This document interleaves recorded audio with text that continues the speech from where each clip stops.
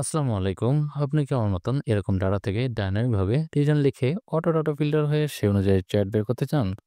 জি, আজকের এই ভিডিওতে আপনারা দেখতে পাবেন যে কিভাবে এজেন্টদের বিভিন্ন রিজন ভিত্তিক ডাটা থেকে ডায়নামিকভাবে রিজন অনুযায়ী এজেন্টদের ডাটা সহ চ্যাট বের করবেন।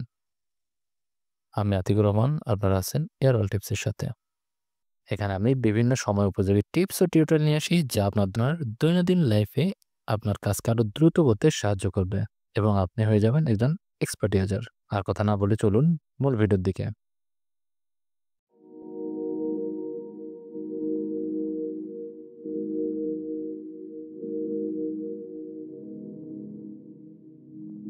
এখানে একপাশে কিছু ডাটা আছে যেখানে রয়েছে রিজন, এজেন্ট ও সেলসের কলাম। এখন এখানে আমি যদি রিজন লিখি তাহলে সেই রিজনের যেসব এজেন্ট আছে তা শো হবে, সাথে তাদের সেলস। ওকে, আসুন আমরা এই পর্যায়ে এই ডাটার কাজ আগে শেষ করে নেই, তারপর আমরা এই ডাটার চ্যাটের কাজ করব। ওকে, এখানে এই সেলে ক্লিক করে প্রথমে লিখব ইকুয়াল, দেন ফিল্টার, এরপর এজেন্ট ও সেলসের সেল মার্ক করব, কমা দিয়ে রিজনের সেল মার্ক করে দিব।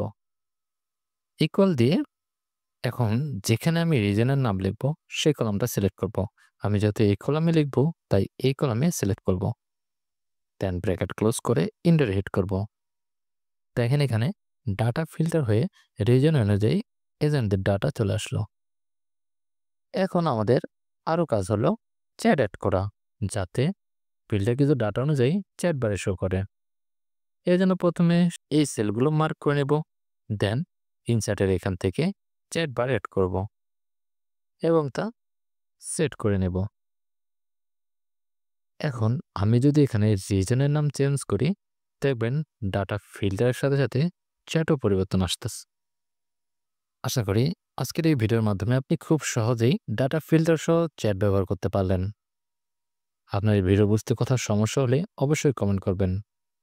আর আমাদের সাথে অ্যাড না থাকলে এখনই আমাদের সাথে অ্যাড হয়ে যেতে পারেন, নয়তো এরকম সময় উপযোগী টিপস ও ট্রিক্স মিস করবেন।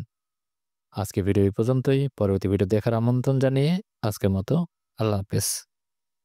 ভালো থাকুন আর ভালো রাখুন। ধন্যবাদ।